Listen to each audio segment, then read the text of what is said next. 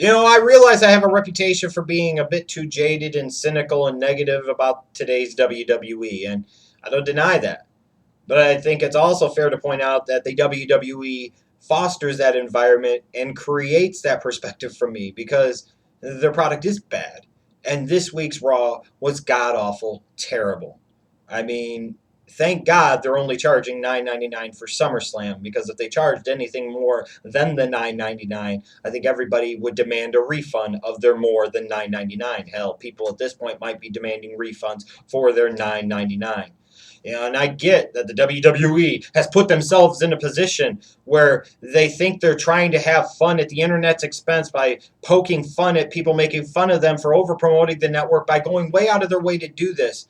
But why would you sit there and do it to the point where you forget completely to even bother doing anything close to a remotely entertaining professional wrestling or sports entertainment show? I might actually legitimately convince people at some point that haven't subscribed to your network for $9.99 a month to actually fork over $9.99 a month for 6 months to actually subscribe to your WWE network. I mean, this was bad. You knew it was going to be bad from the very beginning. It's a fucking authority promo segment again. Oh my God. And in between points of hyping up to SummerSlam, Triple H keeps referencing $9.99 as the price tag. It got to the point where it was ridiculous. It wasn't funny. It wasn't funny the first time, and as you kept going, it only got worse and worse and worse and set the tone for the entire night for me.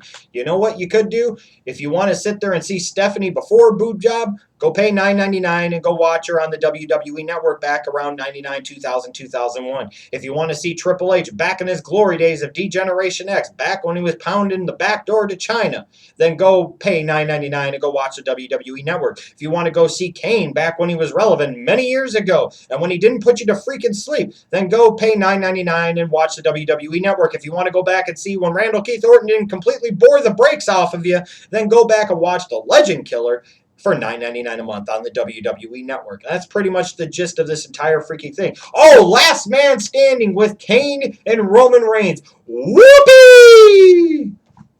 Because God knows it's always a last man standing match in 2014 anytime Kane actually is wrestling. Because you have to have an incredibly high tolerance for boredom and suck in order to make it through a Kane match and anything Kane related. And last man standing to me equates to any fans actually making it through Kane's entire match conscious.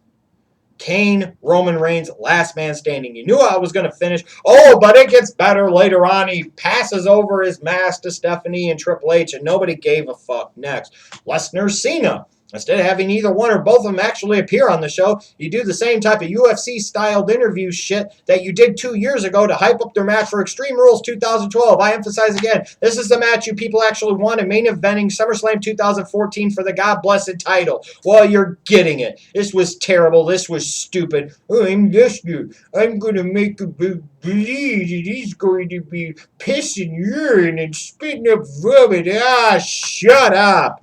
It sucked. The only thing that didn't suck on this show was Mark Henry returning. That was a good thing. But then it reminded me, where the fuck were Xavier Woods and Kofi Kingston and Big E? So let me get this straight. They sit there and form a group because they're tired of it and they're not going to take it anymore. So last week, they don't get booked in the match and they're just standing ringside the entire time like they're trying to position themselves for a tag team title shot that they could have gotten without being a part of the group. And now this week, I believe I didn't see him on the show at all.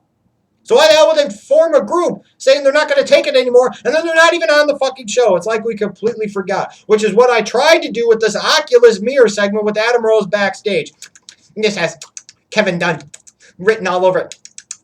I need a carrot to watch this. Now this makes for good television. This is sports entertainment. People wish they only had to pay $9.99 for this type of quality. Oh my God, who needs comedy with a purpose of pointing a real punchline? This leaves the people thinking, this is great television because I'm Kevin Dunn and I said so. What's up, Doc? Get the fuck out of here. You want to talk about people that should have been fired in the budget cuts for WWE? Kevin Dunn's big chomper ass should have moved to the top of the fucking list.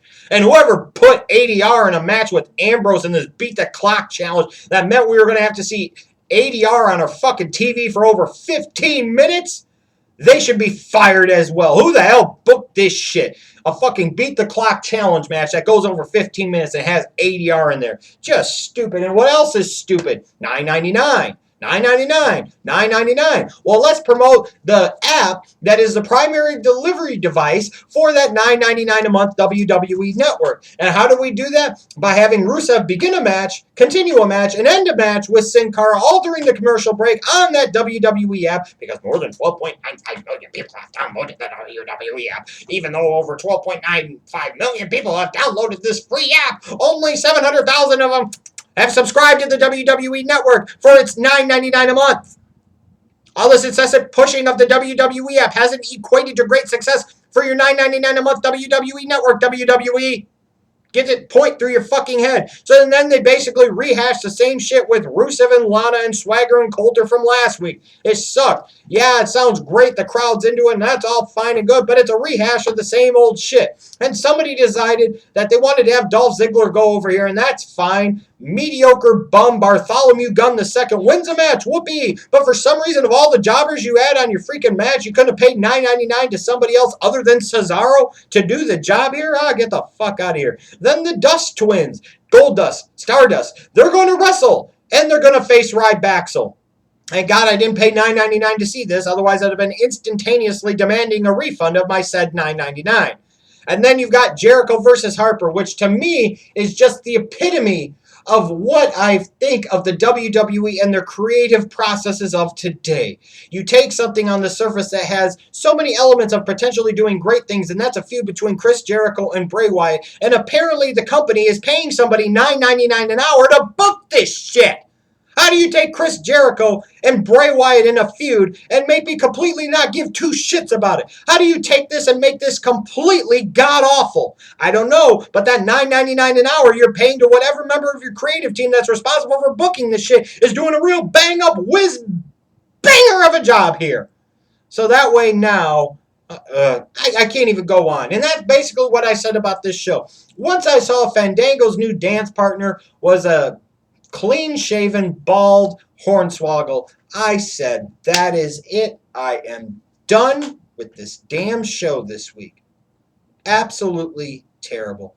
Absolutely god-awful. Apparently, what did I miss? Bo Dallas getting vengeance over R-Truth, beating him this week on Raw. So you ended the streak for no fucking reason, and then you have him win right back, because that makes a lot of fucking sense, right? Just what the fuck? And then apparently I missed Seth Rollins in his match that was supposed to be RVD in this Beat the Clock challenge that ended up being Heath Slater. And by God, Ambrose distracts Rollins and Heath Slater beats Seth Rollins.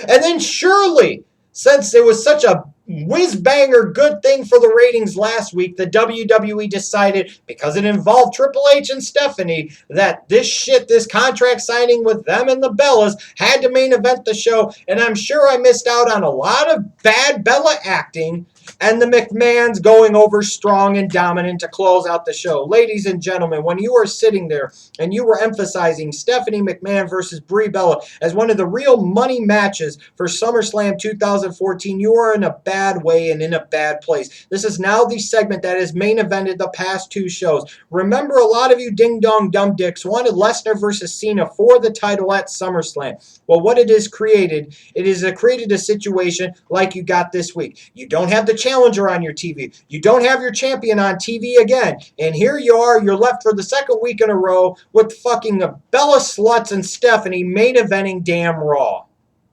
This show was terrible, and this was god-awful. I feel bad for anybody that paid more than $9.99 for a ticket to this damn event, because if you paid more than $9.99, you sure as hell should demand a refund. And frankly, if you paid 99 cents to get into this damn show, you should also demand a refund. This was god-awful. This was terrible. This was bad on so many different levels. We are less than 2 weeks away from SummerSlam, your big summer spectacular, a card that on the surface should have a lot of things going for it. And the WWE decided, instead of making this a big-time show, and instead of giving us a show that really gets us amped up and excited for SummerSlam and maybe encourages people to actually subscribe to the network, they decided to throw all that to the side so that way they could give us a fucking 3+ hour infomercial for the WWE Network, which again, ladies and gentlemen, only cost $9.99 a month. You know the show is bad when I don't even get through the main event. You know the show is really bad when shortly after 2 hours in, I've decided enough is enough and my time would be better spent going to sleep for the night. I really frankly thought I was going to do a short review and just say it sucked. But I don't think saying it sucked did this crap hole of a Raw any justice. And frankly, at this point in time, why am I continuing to talk? Because I've got about 18 seconds or so until we get to 10 minutes and 39 seconds, which would equal 9 minutes and 99 seconds, which equates to $9.99, which is what? The price of the WWE Network every month. I can't wait to cancel my subscription. God.